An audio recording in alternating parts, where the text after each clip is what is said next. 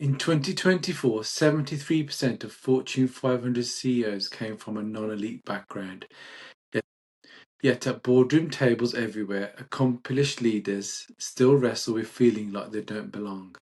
It tells us something important. Leadership isn't about where you come from, but how you carry yourself when responsibility shows up. So here's a thought. What if one of the most powerful leadership blueprints we have wasn't written in a boardroom or a business school, but in a stable over 2,000 years ago? Today, I'm looking at the Christmas story as a timeless masterclass in purpose-driven leadership, courage without certainty, and while real impact so often comes from unexpected places. So whether you celebrate Christmas or not, there are many lessons that may change how you lead.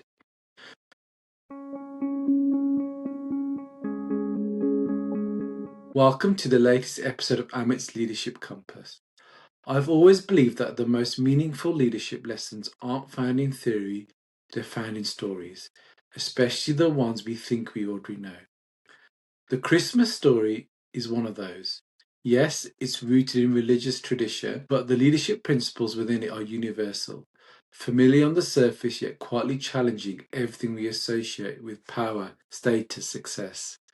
Today I want to explore 5 lessons from that story, lessons that feel deeply relevant to the world we're leading in right now. And here's what connects them all. Each lesson required choosing people over perfection. So let's get into it. Lesson 1. Humble beginnings don't limit extraordinary impact.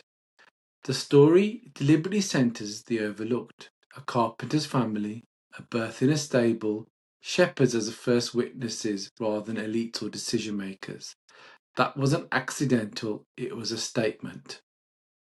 Real leadership doesn't require privilege, it requires perspective. I often see this with leaders who quietly feel disqualified. They didn't attend the right school, didn't follow the conventional path, or feel they don't belong in the room. Back in 21, I was asked to join a working group within the Hakeem Group, a small group of directors trusted by Imran with ensuring that group decisions actually worked in practice. The role was about alignment, turning strategy into action, making sure teams, practices, and people were generally moving in the same direction. There were 6 highly experienced directors in that room, and then there was me. I'll be honest, the imposter syndrome was out of this world. I felt out of my depth, constantly questioning whether I belonged, and at times I caught myself seeking validation rather than trusting my contribution. But then something shifted, it had to. Why? I realised I hadn't been asked to be there by accident, I was chosen for a reason, even if I just couldn't see it then. And my role or my job, my function wasn't to match anyone else's experience. It was to honour the seat I'd been given through how I showed up in my actions, my preparation, and my intent. Once I stopped chasing reassurance and started taking responsibility, everything changed. What did that experience teach me? That you don't earn your place by proving yourself to others, you earn it by fully owning the responsibility you've been trusted with. I had to choose presence over perfection. Your starting point isn't a limitation. More often than not, it's your edge. Lesson 2. Leadership demands courage before clarity. When Mary is given the news that upends her life, she isn't handed a roadmap, just a calling, and she says yes anyway. Joseph does the same, choosing commitment despite uncertainty and personal risk. Every genuine leader I know has faced a moment like this, a moment where waiting for clarity would have meant walking away from growth. For me, one of those moments had nothing to do with work. Some of you know this story already from episodes 6 and 8, but it bears repeating. When I first met Gayatri, I had one of those moments you just don't overthink, you just know. There was no grand plan, no certainty about how life would unfold. We didn't know what challenges lay ahead or what would be required of me or us, but I knew this. This was something I needed to commit to fully, not analyse endlessly. That decision, made with clarity, but with conviction shaped everything that followed. Not just my personal life, but who I became as a leader. I had to choose commitment over certainty. It taught me this. Some of the most important decisions aren't made when everything makes sense. They're made when something inside you is clear, even if the path ahead isn't. Leadership doesn't reward those who wait for certainty. Courage isn't fearless. It's moving forward while doubt is still in the room. Lesson 3. Authentic mission attracts the right people. Look at who gathered around the birth: shepherds, scholars, locals and foreigners, people with nothing in common except the pull of meaning. There was no positioning strategy, just the truth.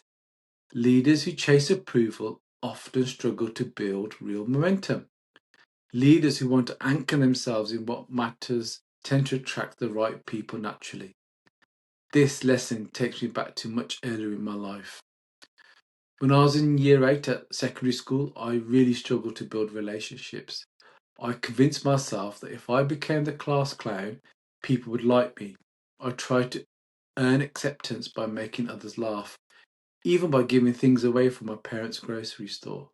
Yes, people did laugh, but not with me, they laughed at me. I was deeply unhappy during that time. Even now, 30 years later, it still carries weight. What changed everything was a moment of honesty with myself. I realised I was humiliating myself and losing my own self-respect. I didn't like the person who I was becoming. So I stopped performing and I only did what I felt right to me. And within weeks, the dynamic changed. The noise faded and real friendships began to form. I, I had to choose authenticity over approval. That experience taught me something leadership reinforces again and again. When you stop trying to attract people and start standing for something real, the right relationships follow. Stop asking yourself, how do I get people to like me? Start asking, who do I want to be and what do I stand for? Solve that and connection stops being forced, it becomes genuine. Lesson 4. Pace matters less than direction. The wise men followed a star without certainty or timelines. Mary and Joseph faced disruption after disruption. None of it was efficient, all of it was essential. For a long time, I believed leadership was about outcomes, and outcomes do matter. But there was a period when I became relentlessly focused on achieving them: targets, milestones, speed. So here's what happened. My practices were performing well, we were way above budget targets, and on paper, everything looked perfect. But one thing: the morale within the teams was low. Why? The teams felt too much change was occurring all at once. They were juggling too many balls, the pace was unsustainable. And I was the one that was driving it. I'd forgotten something fundamental. Leadership isn't a sprint, it's a marathon. Fortunately, once I recognised the impact, not on the business, but on the most important part of leadership, the people, I made a choice. I had to make a choice, and that choice was to slow down. I had to choose my people over pace.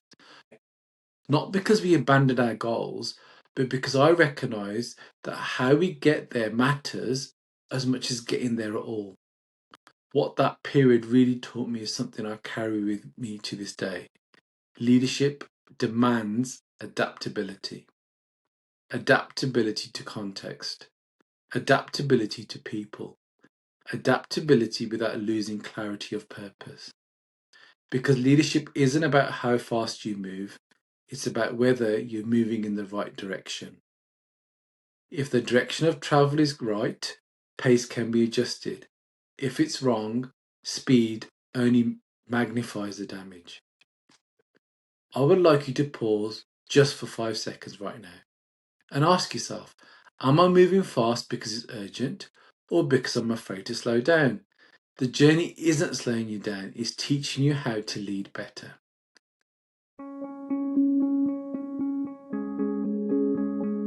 Lesson 5. Action doesn't wait for perfect timing. when the time had finally come, sounds calm and orderly. The reality wasn't. Pressure, disruption, uncertainty everywhere, and still action was taken. I've always believed there's never really a right time. There's always an excuse. For me, the biggest not the right time could have been my first step into leadership back in December 2006. I was newly married, Gayatri was starting a new career, and the timing felt far from perfect. But the opportunity was there. It was something I wanted, something I believe would lead us both into something better. As I said, not just for me, but for Gayatri and my family. So I choose to step forward anyway. I had to choose necessity over comfort. That decision reinforced a lesson I still carry today. Waiting for perfect conditions doesn't create leadership, it delays it. Sometimes the right time doesn't feel convenient, it feels necessary. And necessary is enough. So let me ask you this. What's the one move that you've been postponing that might actually be necessary? And which choice resonates most with you right now?